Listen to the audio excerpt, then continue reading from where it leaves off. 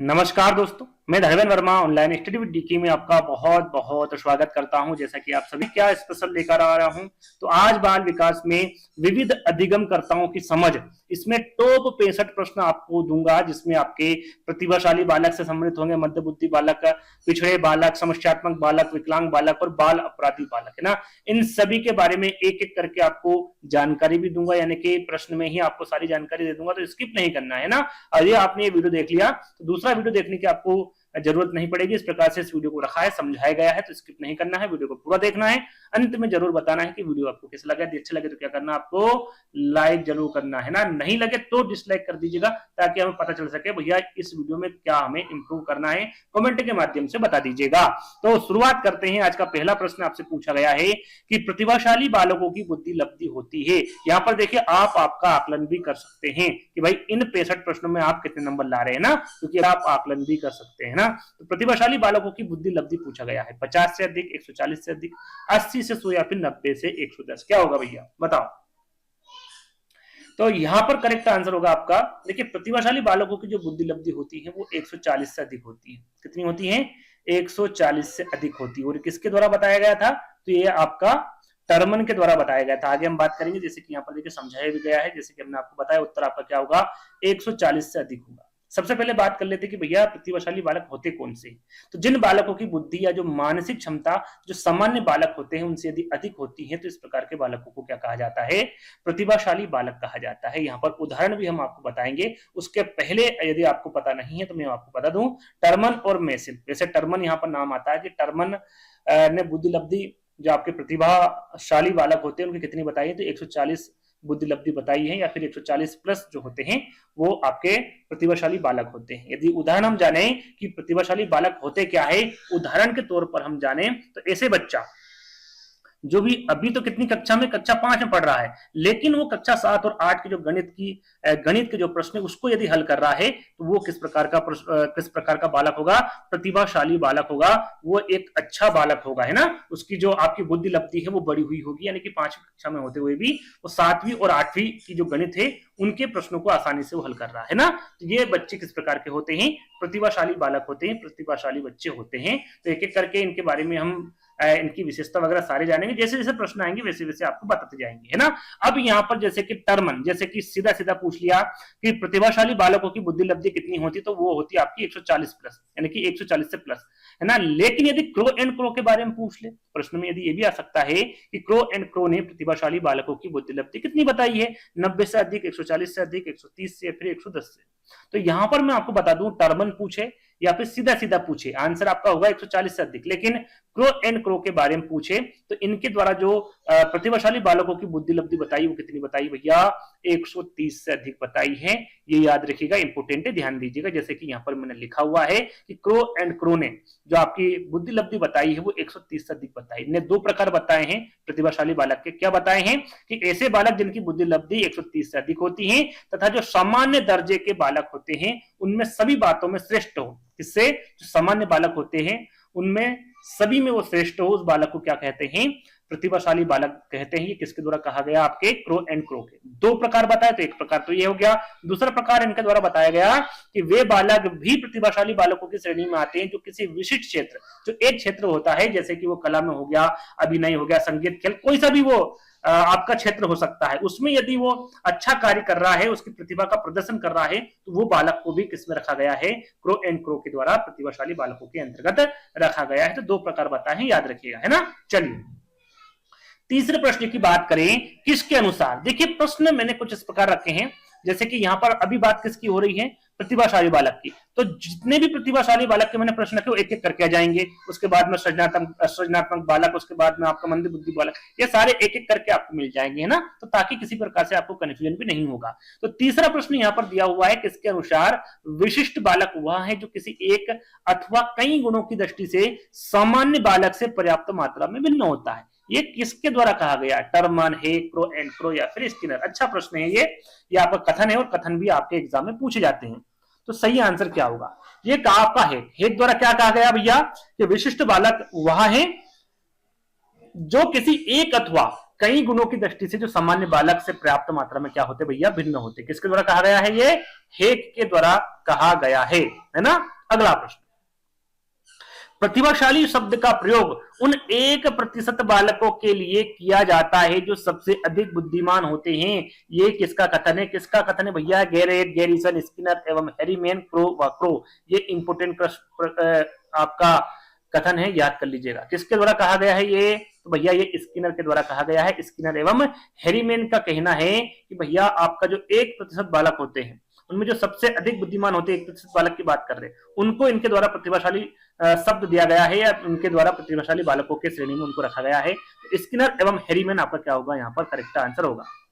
किसके अनुसार प्रतिभावान बालक शारीरिक विकास, शैक्षणिक उपलब्धि और व्यक्तित्व में वरिष्ठ होते हैं। ये कथन किसके द्वारा दिया गया, ये भी कथन है आपका स्किनर, गैरिसन, क्रो या फिर टर्मन।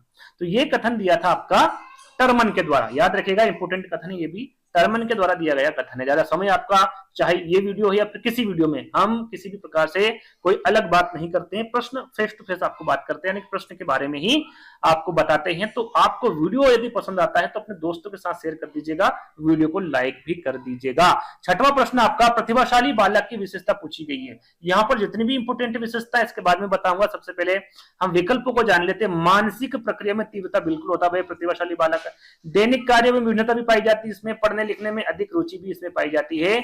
उपरोक्त सभी आपका क्या होगा यहाँ पर करेक्ट आंसर होगा। कुछ प्रमुख इंपोर्टेंट जो लगभग 17-18 मैंने विशेषता रखी है उनके बारे में आपको पता होना चाहिए।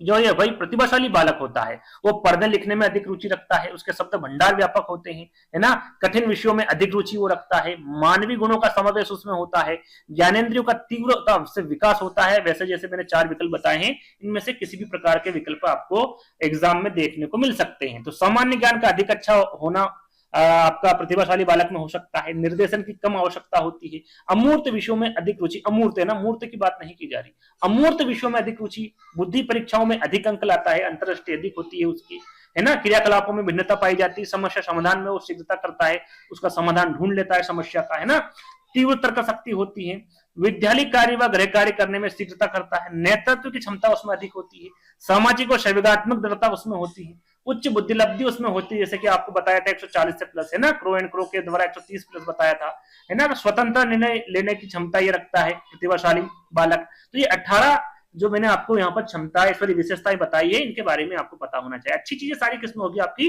प्रतिभाशाली बालक में होगी, ये आपको बस इतना सा याद रखना है ना। चलिए आगे बढ़ेंगे। प्रतिभाशाली बालक की पहचान की जा सकती है, भाई किससे की जा सकती है, ये विद्यार्थी आसानी से सीख लेते, बिल्कुल सीख लेते आसानी से, इनका चिंतन स्पष्ट होता, बिल्कुल होता है चिंतन स्पष्ट, ये बालक कठिन कार्यों को आसानी से कर लेते हैं, ये भी आपका कर लेते हैं आपके प्रतिभाशाली बालक। तो क्या होगा यहाँ पर, उपरोक्त सभी आंसर करेक्ट होगा। अगला प्रश्न, संस्कृति की शिक्षा दी जानी चाहिए। संस्कृति की जो शिक्षा है ये किसको दी जानी चाहिए भैया, मंदबुद्धि बालकों को, सृजनशील बालकों को, प्रतिभाशाली बालकों को, या फिर इनमें से कोई नहीं, जितने भी बालक हैं चाहे मंदबुद्धि हो, प्रतिभाशाली, सृजनशील, इन सबको अलग अलग शिक्षा दी जाती है। तो उनके बारे में हम जैसे जैसे प्रश्न आएंगे वैसे वैसे बात करेंगे। संस्कृति शिक्षा की बात करें तो ये किस में आ जाएंगे भैया, किसको दी जानी चाहिए शिक्षा, प्रतिभाशाली बालकों को दी जानी, जितनी भी शिक्षा है, जितनी अच्छी शिक्षा है वो सब आपको प्रतिभाशाली बालकों को दी जानी चाहिए। तीसरा वाला विकल्प आपका करेक्ट होगा। जैसे कि यहाँ पर लिखा हुआ है भैया, प्रतिभाशाली बालकों को संस्कृति की शिक्षा के साथ साथ विशिष्ट कक्षाएं दी जानी चाहिए, पुस्तकालय सुविधा देनी चाहिए, विशेष पाठ्यक्रम सर्वांगीण विकास पर बल देना चाहिए, उत्तरदायित्व का कार्य, श्रेष्ठ अध्यापक, नेतृत्व परीक्षण, यह सभी शिक्षा आपकी प्रतिभाशाली बालकों को दी जानी चाहिए ताकि वो कुछ ना कुछ आगे अपना कर सके, भविष्य में आगे बढ़ सके, है ना। तो ये सारी चीजें होनी चाहिए प्रतिभाशाली बालक में। अभी और भी प्रतिभाशाली बालक से संबंधित प्रश्न हैं, उसके बाद आगे हम अगले बालक की बात करेंगे। बच्चों में अमूर्तमान प्रत्ययों को ग्रहण करने की योग्यता होती है, पिछड़े हुए में होती है, प्रतिभाशाली में होती है, मानसिक रूप से पिछड़े या फिर इनमें से कोई नहीं। बच्चों में अमूर्तमान मैंने आपको बताया था, अमूर्त जो होता है वो किसमें पाया जाता है, तो वो आपके प्रतिभाशाली बालक में पाया जाता है, किसमें, प्रतिभाशाली बालक में, है ना। तो बी वाला विकल्प क्या होगा आपका करेक्ट होगा, ये मैंने आपको विशेषता में बताया था। अगला प्रश्न, यदि एक बालक कक्षा का औसत कार्य नहीं कर पा रहा है तो वहां कौन सा बालक है।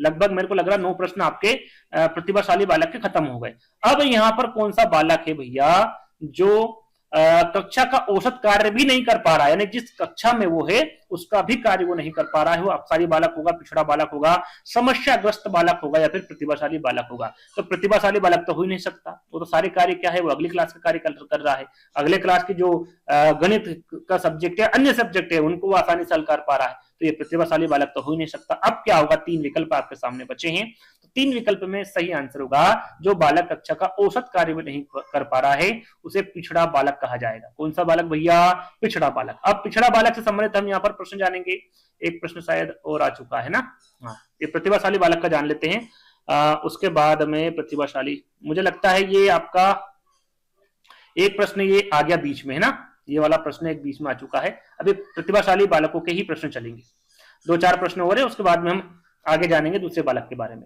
प्रतिभाशाली बालकों के शिक्षण हेतु सर्वश्रेष्ठ विधि के बारे में यहाँ पर पूछा गया, कौन सी मानी जाती है, किंडरगार्टन विधि, योजना विधि, पाठ्य पुस्तक विधि या फिर व्याख्यान विधि। तो जहां पर सर्वश्रेष्ठ विधि के बारे में पूछे, याद रखिएगा, सर्वश्रेष्ठ विधि के बारे में पूछे तो वो होगी आपकी योजना विधि, जिसे प्रोजेक्ट मेथड के बारे में भी मेथड के नाम से भी जाना जाता है। यदि योजना विधि ना दे है ना, वो सीधा सीधा पूछ ले भैया प्रतिभाशाली बालकों के शिक्षण हेतु कौन सी विधि इसके उपयोग में लाई जाती है, तो प्रोजेक्ट विधि के साथ साथ आपकी जो निगमन विधि होती है, होलिस्टिक विधि होती है, प्रयोगशाला विधि होती है, ये सभी विधियां जितनी भी है प्रतिभाशाली बालकों के अंतर्गत ही रखी गई। जैसे कि यहाँ पर लिखा हुआ है कि प्रतिभाशाली बालकों के शिक्षण हेतु जो सर्वश्रेष्ठ विधि वो है प्रोजेक्ट विधि, यानी कि आपकी प्रायोजना विधि। इसके साथ साथ इसके अलावा निगमन विधि, होलिस्टिक विधि और प्रयोगशाला विधियों का भी प्रयोग करते हैं, फिर करना चाहिए आपकी प्रतिभाशाली बालकों के शिक्षण हेतु, और करते ही हैं, है ना।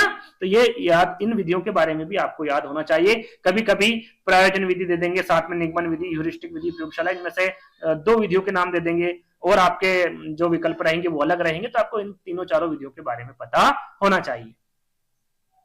प्रतिभाशाली बालकों में निम्न विशेषता होती है, यहाँ पर देखिए विशेषता पूछी गई और विशेषता में आपको बता चुका हूं, क्या वो अधिक महत्वाकांक्षा होते हैं, बुद्धि लब्धि 130 से अधिक होती है, विस्तृत शब्दकोश या फिर उपरोक्त सभी, बिल्कुल वो अधिक महत्वाकांक्षी होते हैं। बुद्धि लब्धि मैंने आपको बताया था 130 से अधिक, किसने बताई थी, क्रो ने बताई थी। विस्तृत शब्दकोश होते हैं उनके, तो यहाँ पर क्या होगा, सही आंसर उपरोक्त सभी होगा, है ना।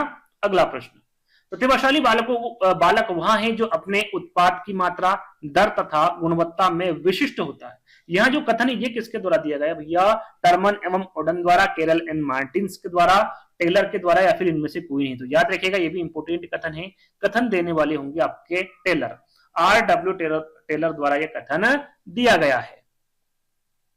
अगला प्रश्न, पृथक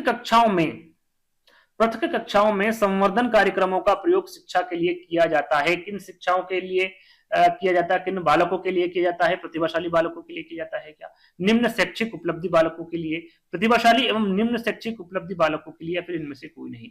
यहाँ पर देखिए पृथक कक्षाओं की बात की जा रही है, तो ये प्रतिभाशाली बालकों के लिए होगा। पृथक कक्षाओं एवं संवर्धन कार्यक्रम का जो प्रयोग किया जाता है वो प्रतिभाशाली बालकों के लिए किया जाता है। अगला प्रश्न, प्रतिभाशाली बच्चों के लिए क्या आवश्यक है भैया, उन्हें विशिष्ट योग्यता है तो विशेष अवसर दिए जाते हैं, बिल्कुल दिए जाते हैं।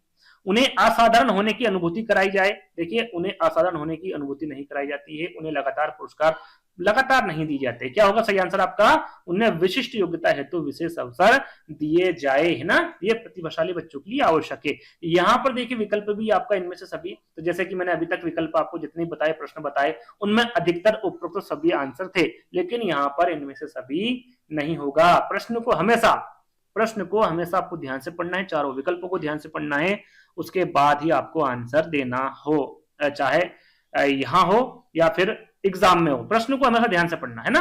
चलिए अगला प्रश्न, एक छात्र जो हमेशा नई नई जानकारियों के लिए स्रोतों की खोज करता रहता है तथा शिक्षकों व सहपाठियों से तर्क वितर्क करता रहता है, वहां होता है भैया वो शिक्षकों या जो सहपाठी होते हैं उनसे तर्क वितर्क भी करता है, खोज करता रहता है स्रोतों की। तो सरल सा प्रश्न है, मुझे लगता है सभी इसका आंसर दे देंगे। वो समस्यात्मक बालक नहीं होगा भैया, औसत बालक नहीं होगा, हठी बालक नहीं होगा, क्या होगा, वो प्रतिभाशाली बालक होगा। तीसरा वाला विकल्प आपका करेक्ट होगा।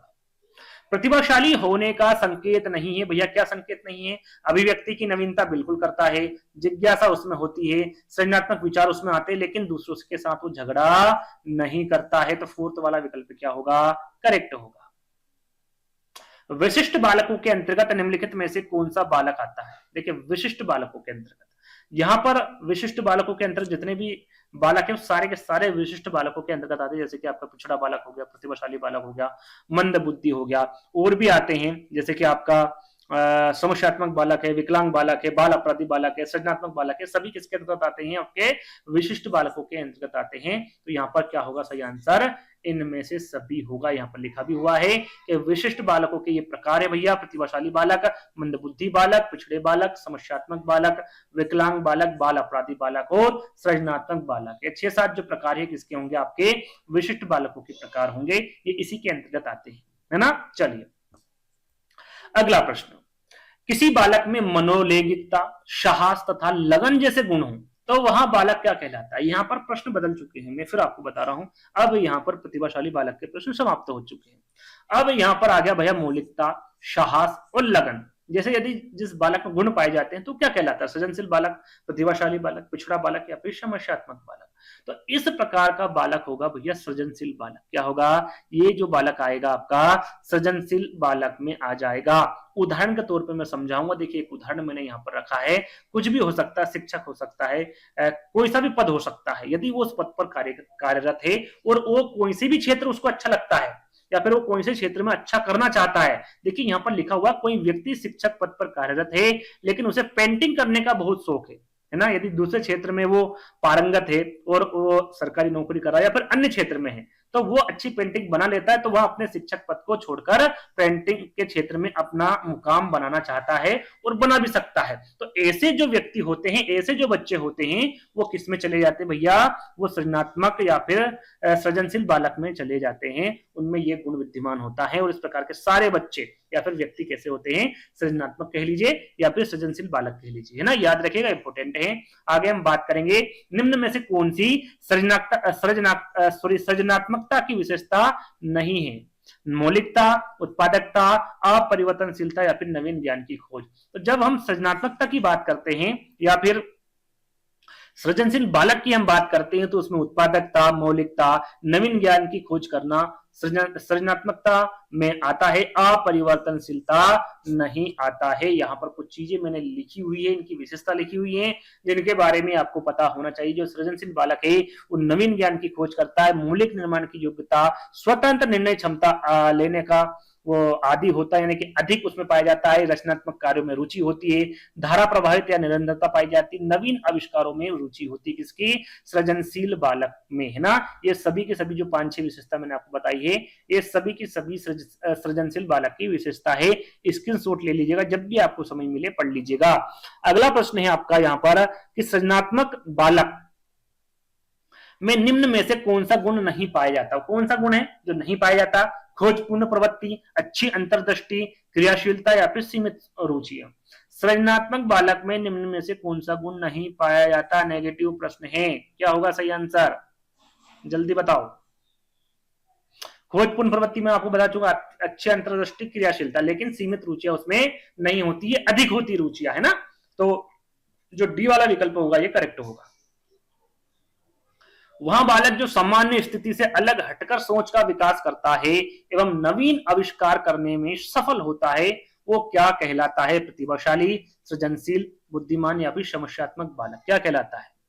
वहां बालक जो सामान्य स्थिति से अलग हटकर सोच का विकास करता है, नवीन आविष्कार, जैसे मैंने आपको बताया नवीन सोच, क्या बताया था मैंने वहां पर आपको? सृजनशील बालक बताया था और करेक्ट आंसर आपका दूसरा वाला ही होगा, है ना। चलिए अगला प्रश्न, हॉलमैन के अनुसार सृजनात्मकता में कितने प्रकार के तत्व पाए जाते हैं?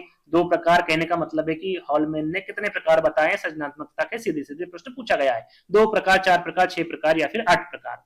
तो यहाँ पर देखिए आपके हॉलमैन के द्वारा भी बताया गया है और बाकर मेहंदी के द्वारा भी बताया गया है। तो यदि हॉलमैन के द्वारा पूछे तो इनके द्वारा 4 प्रकार बताए गए हैं और आपके यदि बाकर मेहंदी के द्वारा पूछे तो 3 प्रकार। जैसे मैंने यहाँ पर लिखा भी हुआ है, यहाँ पर आप देख सकते हैं कि हॉलमैन के अनुसार सृजनात्मकता के 4 प्रकार बताए या फिर 4 तत्व पाए जाते हैं भैया। पहला नवीनता, विलक्षणता, विस्मय और चौथा है अद्भुत, जिसे अनोखा चिंतन भी कहा जाता है। ये 4 जो प्रकार बताए हैं ये हॉलमैन ने बताए किसके? सृजनात्मकता के। बाकर मेहंदी के अनुसार सृजनात्मकता के कितने प्रकार बताए हैं?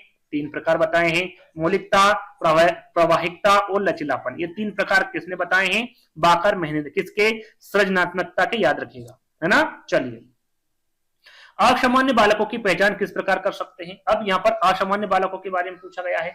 उनकी बुद्धि परीक्षा द्वारा, समाज मिति विधि द्वारा, उनकी शारीरिक जांच करके या फिर उक्त सभी प्रकार से। तो भैया उनकी बुद्धि परीक्षा द्वारा, समाज मिति विधि द्वारा और उनकी शारीरिक जांच करके आप असामान्य बालकों की पहचान कर सकते हैं। तो फोर्थ वाला विकल्प क्या होगा? करेक्ट होगा। जिन बालकों की शैक्षिक उपलब्धि अपनी आयु के अन्य बालकों से निम्न रहती है क्या कहलाते हैं? प्रश्न को ध्यान से पढ़िएगा। जिन बालकों की शैक्षिक उपलब्धि अपनी आयु के अन्य बालकों से निम्न रहती है, यानी कम रहती है। यहाँ पर कम के बारे में पूछा गया है। क्या वो पिछड़ा बालक होगा, मंदबुद्धि बालक होगा, मंदित मना बालक होगा या फिर बाल अपराधी होगा? क्या होगा? 25 का। ये मैं आपको पहले बता चुका हूं, यानी कि थोड़ी देर पहले एक प्रश्न आया था बीच में, है ना, आपका प्रतिभाशाली बालक के बीच में एक प्रश्न आया था, उसमें इसके बारे में आपको बता चुका हूं। कौन सा बालक होगा? ये पिछड़ा बालक होगा। कौन सा होगा? पिछड़ा बालक। याद रखिएगा। एक उदाहरण के तौर पर समझाऊं तो एक बालक, देखिए यहां पर ध्यान दीजिएगा, ये मंदबुद्धि बालकों में नहीं आता पिछड़ा बालक। क्यों नहीं आता है? क्योंकि ये एक बालक विज्ञान व गणित विषय में 85% तक के अंक लाता है, लेकिन अन्य विषयों में वो फेल हो जाता है। तो यहां बालक मंदबुद्धि बालक ना होकर क्या कहलाएगा? पिछड़ा बालक कहलाएगा, क्योंकि वो किसी ना किसी विषय में अपना अच्छा योगदान दे रहा है, उसकी अच्छी पकड़ है ना, किसी ना किसी विषय में वो कमजोरी जिसमें फेल हो रहा है ना। तो याद रखिएगा, इस प्रकार के बालक इसमें आएंगे, आपके पिछड़े बालक में आएंगे, है ना। चलिए, पिछड़ा बालक वह है जो अपने पाठशाला जीवन के मध्य में अपनी आयु के अनुरूप सामान्य कक्षा से नीचे की कक्षा का कार्य न कर सके। यह कथन किसका है?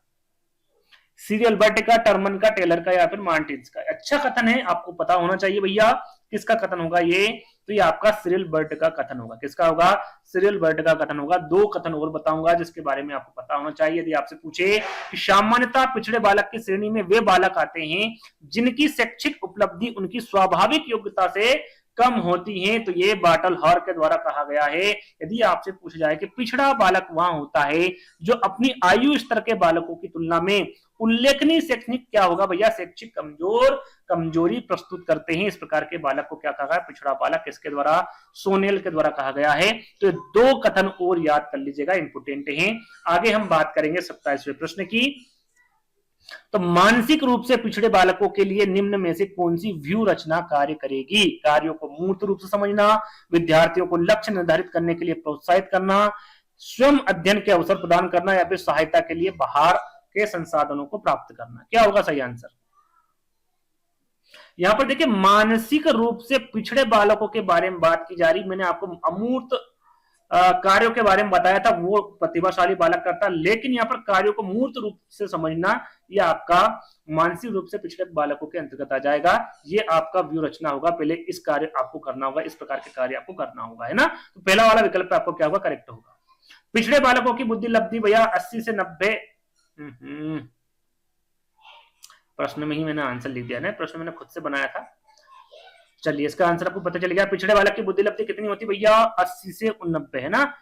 80 से 89 होती। याद रखिएगा, इंपोर्टेंट है। पिछड़े बालक की बुद्धि लब्धि पूछे तो वो 80 से 89, 80 से 89 होती है, ये आपको याद रखना है। चलिए, अगला प्रश्न। पिछड़े बालक की विशेषता। यहाँ पर देखिए, पिछड़े बालक की विशेषता पूछी गई है। कुछ में 7-8 विशेषता आपको इसके बाद बताऊंगा। यहाँ पर क्या विशेषता होगी? सीखने की धीमी गति बिल्कुल पिछड़े बालक में होती है। जीवन में निराशा का अनुभव यह करता है। समाज विरोधी कार्यों की प्रवृत्ति इसमें पाई जाती है। करेक्ट आंसर आपका क्या होगा? उपरोक्त सभी होगा। यहाँ पर कुछ विशेषता मैंने रखी है जिनके बारे में आपको पता होना चाहिए। ऐसे बालक कक्षा कार्य व गृह कार्य समुचित ढंग से करने में क्या होते भैया? असमर्थ होते हैं। ये पिछड़े बालक की श्रेणी में आते हैं। ऐसे बालकों में जीवन के प्रति निराशा रहती है, ये आपके पिछड़े बालक में आते हैं। मानसिक रूप से अस्वस्थ रहते हैं, ये आपके पिछड़े बालक में आते हैं। ऐसे बालकों की विद्यालय शैक्षिक उपलब्धि तथा परीक्षा उपलब्धि उनकी बुद्धि की तुलना में क्या होती है? प्रायः कम होती है। कुसमायोजित व्यवहार ये करते हैं। विद्यालय के सामान्य पाठ्यक्रम तथा शिक्षक विधियों से लाभ उठाने में विफल रहते हैं। समाज विरोधी कार्य करने की प्रवृत्ति होती है और इनकी बुद्धि लब्धि में आपको बता चुका हूं 80 से 90 होती है ना। 80 से 89 पिछड़े बालक की बुद्धि लब्धि होती है। ये इंपोर्टेंट है, ध्यान दीजिएगा। तो 8 ये इंपोर्टेंट आपके यहां पर विशेषता थी पिछड़े बालक की, जो कि पता आपको होनी चाहिए। चलिए, अगला प्रश्न है। आजकल पिछड़ेपन के क्षेत्र में किए जाने वाला अधिकांश अनुसंधान यह सिद्ध करता है कि उचित ध्यान दिए जाने पर पिछड़ा बालक शिक्षा में प्रगति कर सकता है। ये किसके शब्द है, किसका कथन है? स्टोन्स के, कुप्पुस्वामी के, सिरिलबर्ट के, सोनेल एवं सोनेल के। किसका है ये कथन? तो याद रखिएगा ये कथन कहा भैया स्टोन के द्वारा ये कथन कहा गया है। पहला वाला विकल्प आपका करेक्ट होगा। निम्न में से कौन सा कारण पिछड़ेपन के लिए उत्तरदायी नहीं है? देखिए यहाँ पर नेगेटिव प्रश्न पूछा गया भाई, पिछड़ेपन का कारण कौन सा नहीं है? परिवार में क्लश की स्थिति, ज्ञानेंद्रियों का दोष, वातावरण के साथ समायोजन की समस्या, या फिर खेलकूद हेतु समय की कमी। तो यदि आपको यहाँ पर खेलकूद हेतु समय की कमी लगती है, समय नहीं मिल पा रहा है, तो ये पिछड़ेपन का कारण नहीं है। पिछड़ेपन का कारण क्या होगा आपका? आप परिवार में क्लेश की स्थिति यानी लड़ाई झगड़ा होता है, वो आपका पिछड़ेपन का कारण हो सकता है। ज्ञानेंद्रियों का दोष हो सकता है, वातावरण के साथ समायोजन की समस्या हो सकती है, खेलकूद हेतु समय की कमी नहीं होगी। फोर्थ वाला विकल्प आपका करेक्ट होगा। पिछड़े बालक के लिए किस तरह के विद्यालयों की स्थापना होनी चाहिए? प्राथमिक विद्यालय की, उच्च प्राथमिक विद्यालय की, विशिष्ट विद्यालय की, या फिर निम्न स्तर के विद्यालय की? सरल से प्रश्न, 4 विकल्प पढ़ेंगे तो आंसर आपके सामने होगा। करेक्ट आंसर क्या होगा भैया? किस विद्यालयों की स्थापना होनी चाहिए? विशिष्ट विद्यालयों की स्थापना होनी चाहिए। मानसिक रूप से पिछड़े बालक की विशेषता नहीं। देखिए यहाँ पर प्रश्न को ध्यान से पढ़ना है। मानसिक रूप से पिछड़े बालक की विशेषता कौन सी नहीं है? इनमें सीखने की गति धीमी होती, बिल्कुल होती, लेकिन प्रश्न नेगेटिव पूछा गया है। इनमें लघु अवधान विस्तार होता है, बिल्कुल होता है। ये शारीरिक विकास में पिछड़े जाते हैं, बिल्कुल पिछड़े जाते हैं। लेकिन यहाँ पर देखिए विशेषता कौन सी नहीं है, ये पूछा गया है। ये बालक संवेगात्मक रूप से स्थिर होते हैं। देखिए ये जो बालक होते हैं ये संवेगात्मक रूप से स्थिर नहीं होते हैं। लेकिन यहाँ पर प्रश्न में क्या पूछा गया? कौन सी विशेषता नहीं है? तो आपकी जो दूसरी वाली विशेषता है ये नहीं होगी आपकी पिछड़े बालक की, है ना। याद रखिएगा दूसरा वाला विकल्प आपका क्या होगा? करेक्ट होगा। ये दूसरा प्रश्न, दूसरा विकल्प करेक्ट होगा ना, ये गलत होगा। अगला प्रश्न, पिछड़े बालकों की पहचान के लिए कौन सा परीक्षण किया जाना चाहिए? पिछड़े बालकों की पहचान के लिए सामूहिक परीक्षण, व्यक्तिगत बुद्धि परीक्षण, उपलब्धि परीक्षण, या फिर उपरोक्त सभी? तो पिछड़े बालकों की पहचान के लिए आपका सामूहिक परीक्षण भी होगा, व्यक्तिगत परीक्षण भी, व्यक्तिगत बुद्धि परीक्षण और उपलब्धि परीक्षण, है ना। उपरोक्त सभी यहाँ पर आपका क्या होगा? करेक्ट आंसर होगा। चलिए अगला प्रश्न, पिछड़ापन बालक या फिर पिछड़ा बालक की सीखने की किस गति का घोतक है? पिछड़ा बालक की सीखने की किस गति का घोतक है? तीव्र गति का, मंद गति का, औसत गति का, या फिर गुणांक गति का? इसके पहले हमने एक प्रश्न देखा था जिसमें पूछा गया था आपसे कि मानसिक रूप से पिछड़े बालक की विशेषता कौन सी नहीं है। पहला क्या बताया था मैंने? इनमें सीखने की गति क्या होती है? धीमी होती है, यानी कि मंद होती है। तो आपका क्या होगा? घोतक मंद गति होगा। दूसरा वाला विकल्प आपका करेक्ट होगा। जिनकी मानसिक योग्यता सामान्य बालकों से कम तथा सीखने की गति धीमी होती है, ऐसे बालक क्या होगा? ऐसे बालक किसमें होगा? मानसिक योग्यता सामान्य बालकों से क्या होगी भैया? कम होगी। अब यहां पर बताना वो कौन से बालक होंगे? पिछड़ा बालक, मंद बुद्धि बालक, सृजनात्मक बालक, या फिर बाल अपराधी। तो इस प्रकार के बालक को किस में रखा गया भैया? मंद बुद्धि बालकों में रखा गया है। मंद बुद्धि आपका करेक्ट आंसर होगा, है ना। मंद बुद्धि का एक उदाहरण मैं आपको सामने प्रस्तुत कर रहा हूं। वह रोहन कक्षा 5 में पढ़ता है। उसकी कक्षा के सभी बच्चे जोड़, बाकी, गुणा, भाग शीघ्र कर लेते हैं, है ना। जोड़ भी कर लेंगे, घटाव भी कर लेंगे, गुणा भी कर लेंगे, ये सारी चीजें वो शीघ्र कर लेते हैं। लेकिन रोहन इनको बहुत ही मंद यानी कि धीमी गति से कर पाता है, और वह उन कार्यों को भी मंद धीमी गति से करता है, यानी कि और भी जो अन्य कार्य है उनके बारे में बात की जा रही है। तो यहां पर कहने का मतलब है कि जो धीमी गति से कार्य कर रहा है, सीधा सीधा बात यहां पर यह है कि जो बच्चा धीमी गति से कोई सा भी कार्य कर रहा हो, वो उन बच्चों को कौन सी श्रेणी में रखा गया है? तो मंद बुद्धि बालकों की श्रेणी में रखा गया है ना। आगे हम बात करें, यहाँ पर मंद बुद्धि बालकों के बारे में अब बात की जा रही है। क्रो एंड क्रो के अनुसार जिन बालकों की बुद्धि लब्धि 70 से कम होती है उनको कहते हैं पिछड़ा बालक, मंद बुद्धि बालक, सृजनात्मक बालक, या फिर बाल अपराधी बालक। यहाँ पर देखिए 70 से कम, और किसके अनुसार पूछा गया? क्रो एंड क्रो पूछे तो वो बालक किसकी श्रेणी में आ जाएंगे भैया? मंद बुद्धि बालक की श्रेणी में आ जाएंगे।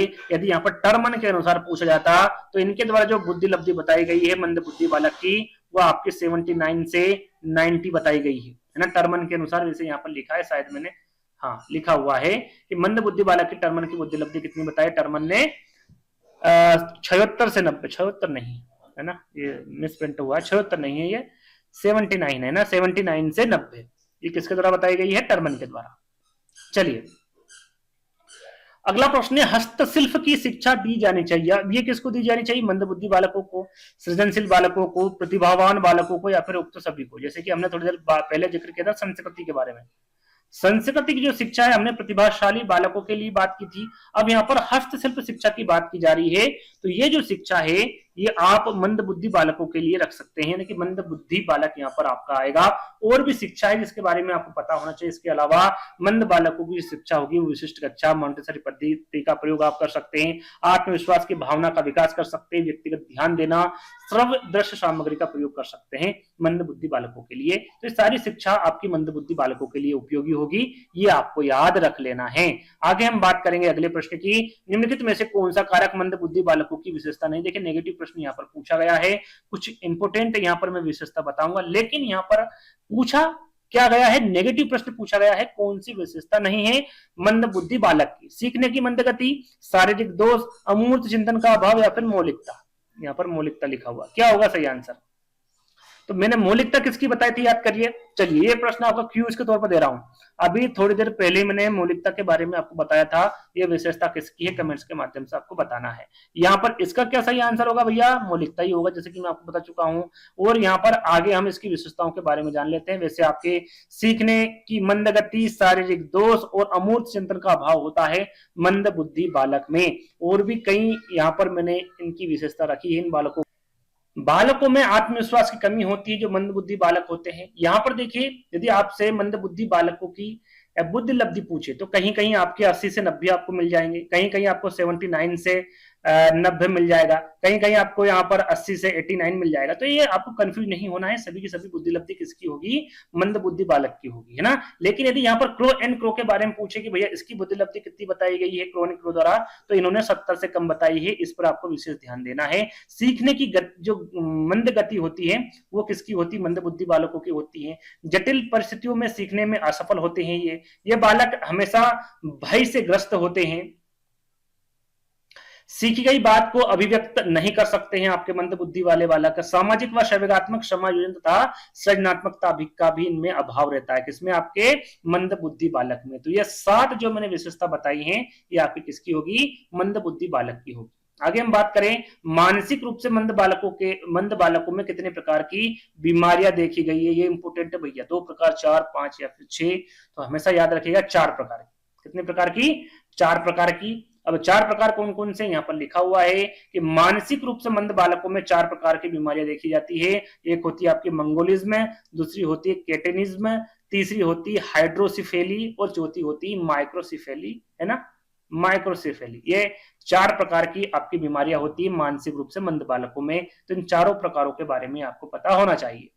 अगला प्रश्न है, स्किनर के अनुसार मंदबुद्धि बालक की विशेषता के बारे में पूछा गया है। भैया आत्मविश्वास का अभाव, जैसे कि मैंने क्या बताया था, आपको बताया था आत्मविश्वास का अभाव होता है, दूसरों को मित्र बनाने की अधिक इच्छा में जागृत होती है, संवेगात्मक और सामाजिक असमायोजन होता है। तो क्या होगा आपका आंसर, उपरोक्त सभी होगा।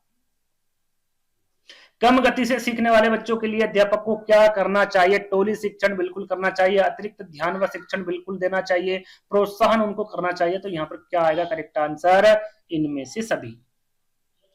समस्यात्मक बालक के बारे में प्रश्न आ चुके हैं। समस्यात्मक बालक होते हैं झूठ बोलने वाले, क्रोध करने वाले, कक्षा में देर से आने वाले, या फिर ये सभी। तो जहां पर समस्यात्मक बालक की बात की जाए तो झूठ बोलने वाले, क्रोध करने वाले और कक्षा में देर से आने वाले, ये तीनों ही गुण किसके होंगे भैया, समस्यात्मक बालक के होंगे, है ना। याद रखिएगा ये सभी समस्यात्मक बालक जो होते, झूठ बोलने वाले, क्रोध करने वाले, कक्षा में देर से आने वाले, साथ में स्कूल से भाग जाने वाले विद्यार्थी क्या होते हैं, समस्यात्मक बालक की श्रेणी में आते हैं। अगला प्रश्न, किसने कहा है कि अनुवांशिक लक्षण अपराधी प्रवृत्ति को प्रोत्साहित करते हैं। अनुवांशिकी लक्षण के बारे में यहाँ पर बात की जा रही है कि भाई जो अनुवांशिकी लक्षण है वो अपराधी प्रवृत्ति को प्रोत्साहित करता है। ये वैलेंटाइन, स्किनर, गुड या फिर थॉमसन, किसके द्वारा कहा गया है। तो याद रखिएगा ये आपका वैलेंटाइन द्वारा कहा गया है, पहला वाला विकल्प आपका करेक्ट होगा। बुद्धि और सृजनात्मकता में कैसा संबंध पाया गया है, नकारात्मक, सकारात्मक, समानांतर या फिर वेद। सरल सा प्रश्न है। बुद्धि और सृजनात्मकता की बात की जा रही है तो दोनों में सकारात्मक संबंध पाया गया है। बाल अपराधी बालक के बारे में पूछा गया है। बाल अपराधी बालक से प्रश्न अब आएंगे आपको आपके सामने। भैया ये स्नेह तथा नैतिकता का अभाव पाया, बिल्कुल पाया जाता है। स्वभाव से ही अशांत होते हैं, दुश्मनी का भाव रखने वाले होते हैं। तो ये सभी यहाँ पर ये तीनों के तीनों विशेषता किसकी है? आपकी बाल अपराधी बालक की है। यहाँ पर मैं विशेषता भी आपको बताऊंगा, है ना। सबसे पहले जो प्रश्न है उसका आंसर मैं आपको बता चुका हूं ये सभी। अब यहाँ पर बाल अपराधी बालक के बारे में देखते हैं। भाई बाल अपराधी जो बालक होता है ये पुष्ट मांसपेशियों से युक्त या फिर आयताकृति आकार के होते हैं। बाल अपराधी बालक स्वभाव से अशांत होते हैं, शीघ्र उद्वेलिन हो जाते हैं और विध्वंसात्मक प्रवृत्ति, आक्रामक प्रवृत्ति के होते हैं। ऐसे बालक संदेही, द्वेषपूर्ण तथा दुश्मनी के भाव रखने वाले बालक होते हैं। ये सभी बाल अपराधी की श्रेणी में आते हैं। ऐसे बालकों में स्नेह तथा नैतिकता का अभाव होता है। ऐसे बालक समस्याओं का सही तरीके से हल करने में कम रुचि रखते हैं कि वो समस्या का समाधान भी नहीं करना चाहते हैं। यदि उदाहरण हम देखें तो कई बार आपने पेपर या फिर टीवी में आए दिन देखते रहते होंगे कि भैया आजकल बाल अपराध बहुत बढ़ रहा है। कक्षा 4 के एक छात्र ने अपने सीट के पास बैठने वाले मित्र को गोली मार दिया, आपने देखा होगा, है ना। और कारण मात्र उसकी पेंसिल बिना बताए ले ली, बस कारण यही था। और इसमें उस बच्चे ने क्या करा, उसको गोली मार दी। ये जो कहानी है ये सही कहानी, ऐसा नहीं है कि ये बने कहानी है। ऐसी चीजें होती हैं जो बाल अपराधी बच्चे होते हैं। और ये क्यों होते हैं, इसका कारण यदि पता चलेगा तो आपको भी अचंभित होगा कि इस प्रकार का भी कारण हो सकता है और होता ही है ना। और ये चीजें आपके सभी के जीवन में होती हैं। आपने देखा होगा घर के बाहर, घर के अंदर, है ना, लड़ाई झगड़े होते हैं, है ना। तो ये सारी चीजें जो बच्चा है वो दिमाग में बैठा लेता है और वही सारी चीजें से वो क्या बन जाता है, बाल अपराधी बन जाता है। कि जब उस छात्र के बारे में व्यक्ति इतिहास विधि के माध्यम से जानकारी ली गई तो पता चला कि वहां जहां रहता है उस घर का तथा उसके आसपास का वातावरण लड़ाई झगड़े वाला तथा मारपीट करने वाला था, है ना। इससे वो बच्चा क्या बन गया, बाल अपराधी बन गया। उसके दिमाग में वही सारी चीजें घूमती रहती होगी, है ना। उससे उसने इस प्रकार का कदम उठा लिया। तो इस प्रकार के जो कदम उठाते हैं, इस प्रकार के जो बच्चे होते हैं वो बाल अपराधी बालक होते हैं, है ना। तो बाल अपराधी का कारण कौन सा नहीं है? गरीबी, उचित घरेलू वातावरण, शारीरिक दोष, असफलता। तो यहाँ पर देखिए गरीबी भी हो सकता है, शारीरिक दोष भी हो सकता है, असफलता भी हो सकता है, उचित घरेलू वातावरण नहीं हो सकता। यदि उचित घरेलू वातावरण बच्चों को मिल जाता तो वो बाल अपराधी की श्रेणी में नहीं होता, है ना। तो यहाँ पर आपका जो बी वाला विकल्प है वो सही होगा। कुछ कारण यहाँ पर आपको बता देता है, जैसे कि शारीरिक कारण हो सकता है, सामाजिक कारण, विद्यालय संबंधित कारण, सामाजिक कारण बहुत ज्यादा देखा गया है ना। पारिवारिक कारण हो सकता है, संवाद वाहन के संसाधन, सांस्कृतिक कारण, मनोवैज्ञानिक कारण और अनुवांशिकी कारण। ये सारे के सारे कारण किसके होंगे? बाल अपराध के कारण होंगे। बाल अपराध का मनोवैज्ञानिक कारण क्या भैया? अवरुद्ध इच्छा है, युद्ध है, गुणसूत्र है, यौनांगों का तीव्र विकास। बाल अपराध का मनोवैज्ञानिक कारण पूछा गया है। तो मनोवैज्ञानिक जो कारण पाया गया है वो अवरुद्ध इच्छा होगी। क्या होगा भैया? अवरुद्ध इच्छा। पहला वाला विकल्प आपका सही होगा। बाल अपराध के लिए जिम्मेदार शैक्षिक कारणों में निम्नलिखित में से कौन सा कारण नहीं है? देखिए नेगेटिव प्रश्न पूछा गया है। अध्यापक द्वारा अनुचित दंड, मूल्यांकन में पक्षपात, खराब संगत या फिर विद्यालय से भाग जाना। बाल अपराध के लिए जिम्मेदार शैक्षिक कारण, देखिए यहां पर आपको यह पता होना चाहिए कि कारण कौन सा पूछा गया है। तो ये होगा आपका खराब संगत। ये आपके शैक्षिक कारणों के अंतर्गत नहीं आता है ना। शैक्षिक अंतर्गत कारण क्या आएगा आपका? अध्यापक द्वारा अनुचित दंड देना, मूल्यांकन पर पक्षपात करना, विद्यालय से भाग जाना, ये शैक्षिक कारण होंगे। खराब संगत ये नहीं होगा, ये पारिवारिक कारण हो सकता है। हम उसके बारे में आगे बात करेंगे। जैसे कि ये प्रश्न शायद आ चुका होगा, ये देखिए आ गया। निम्नलिखित में से परिवार संबंधी बाल अपराध का कारण कौन सा है? तो यहाँ पर अब पूछा गया परिवार संबंधी। तो यहाँ पर देखिए समाज में भ्रष्टाचार नहीं होगा, प्रशिक्षण की कमी, ये सभी आपका किसमें चला जाएगा? शैक्षिक में चला जाएगा। विद्यालय से भागना ये भी आपका शैक्षिक होगा। विघटित परिवार आपका करेक्ट आंसर होगा क्योंकि परिवार संबंधित पूछा गया है ना। तो पहला वाला विकल्प आपका करेक्ट होगा। बालक के अपराधी बनने में पारिवारिक पर्यावरण उत्तरदायी होता है। यह जो मुख्यतः अवधारणा किसकी है या फिर यह कथन किसका है? हरलॉक का, वैलेंटाइन का, मर्फी का या फिर हेडफील्ड का? तो ये जो कथन दिया गया है भैया ये आपका हेडफील्ड द्वारा दिया गया कथन। किसके द्वारा? हेडफील्ड द्वारा। डी वाला विकल्प आपका करेक्ट होगा। बाल अपराध का कारण पूछा गया है माता पिता के अनबन, कलह रहना, परिवार के सदस्यों का सहानुभूति व्यवहार, ये बाल अपराध का कारण नहीं होगा। परिवार में आपस की सहमति से कार्य करना, ये भी नहीं होगा। समृद्ध परिवार, ये भी नहीं होगा। क्या होगा भैया? जब कलह होता है घर में तो कहीं ना कहीं बच्चा उस चीजों को दिमाग में बिठा लेता है और बाल अपराध की श्रेणी में वो चला जाता है। तो पहला वाला विकल्प आपका करेक्ट होगा। मनोवैज्ञानिक विधि और वैधानिक विधि से किस बालकों का उपचार किया जाता है? बाल अपराधी बालक, विकलांग बालक, पिछड़ा बालक, या फिर इनमें से कोई नहीं? इंपोर्टेंट है, ध्यान दीजिएगा। मनोवैज्ञानिक विधि और वैधानिक विधि, इन दोनों में जो उपचार किया जाता है वो बाल अपराधी बालक का किया जाता है। किशोर अपराध के उपचार हेतु निम्न में से कौन सा तरीका सही है? संगी साथियों के साथ रखा जाए उसको, व्यवसायिक चिकित्सा दी जाए, बाल कारागार में भेजा जाए, या फिर उपरोक्त सभी? क्या है भैया किशोर अपराध के उपचार हेतु? सही आंसर क्या होगा? तो उसका संगी साथियों के साथ रखा जाए, व्यवसायिक चिकित्सा दी जाए उसको, बाल कारागार में भेजा जाए, ये सभी तरीके हो सकते हैं किशोर अपराध के उपचार हेतु। निम्नलिखित में से कौन सी सामाजिक रूप से वंचित बालकों की समस्या नहीं है? देखिए यहाँ पर नेगेटिव प्रश्न पूछा गया है ना, और किसकी? सामाजिक रूप से वंचित बालकों की। विकल्प है आपके यहाँ पर, सीखने के लिए प्रेरणा का अभाव नहीं हो सकता, सृजनशीलता को पोषित होने के अवसर नहीं मिलना, ये भी नहीं है, रहने के लिए स्वच्छ परिवेश, विद्यालय में पक्षतापूर्ण वातावरण का सम्मान करना। देखिए रहने के लिए यदि स्वच्छ परिवेश उसको मिल रहा है तो वो सामाजिक रूप से वंचित बालक नहीं होगा, वंचित बालकों की समस्या नहीं होगी। ये जो 3 विकल्प हैं, ये जो बाकी के विकल्प है, वंचित बालकों की समस्या हो सकती है सामाजिक रूप से। रहने के लिए स्वच्छ परिवेश नहीं हो सकता, और आंसर भी आपका यही होगा। प्रतिभावान बालकों की पहचान करने के लिए हमें सबसे अधिक महत्व किसको देना चाहिए?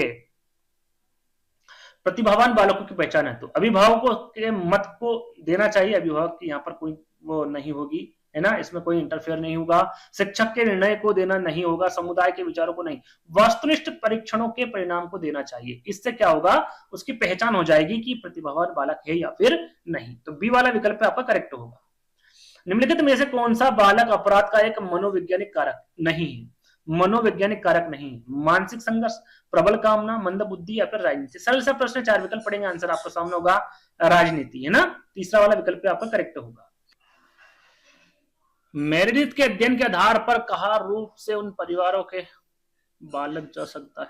देखिए प्रश्न थोड़ा सा ऊपर नीचे हो गया है ना, प्रश्न मैं आपको पढ़ के सुना देता हूं। प्रश्न कुछ इस प्रकार है कि मेरिडिथ के अध्ययन के आधार पर कहा जा सकता है कि सामान्य रूप से उन परिवारों के बालक, और उसके बाद में क्या है? उन परिवारों के बालक के बाद में यहाँ पर रिक्त स्थान है ना, रिक्त स्थान होते हैं जो सामाजिक स्तर के एक स्तर से ऊंचे होते हैं। एक बार फिर मैं प्रश्न को दोहरा देता हूं, थोड़ा यह प्रश्न ध्यान मत दीजिएगा, जो मैं प्रश्न बोल रहा हूं उस पर ध्यान दीजिएगा।